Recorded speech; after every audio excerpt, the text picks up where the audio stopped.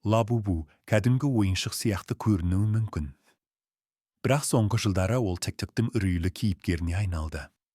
Себебі бұл ойыншық жай ғана сатылмайды. Ол бір түнде балаға пайда болады дейді. Қалай? Бүгін соны айтамыз. Бәрі 2019 жылы басталды. Қытайлық бір блогер түнгі камера орнатып баласының бөлмесін түсірген. Бала ұйықтап жатыр.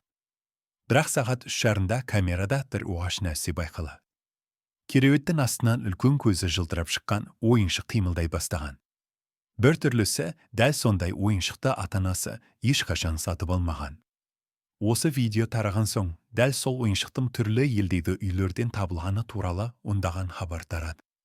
Көп жағдайда Лабубу ойыншығы қоқыс жәшігінен, кір жуатын машинаның ішінен немесе қараусыз қалған мектеп бөлмелерінен шыққан.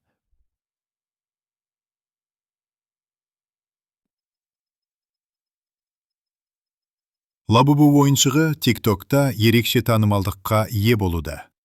Оның себебі де қарапайым емес.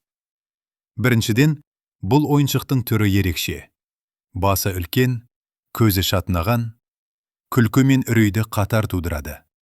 Яғни, мем-контентке сұранып тұр.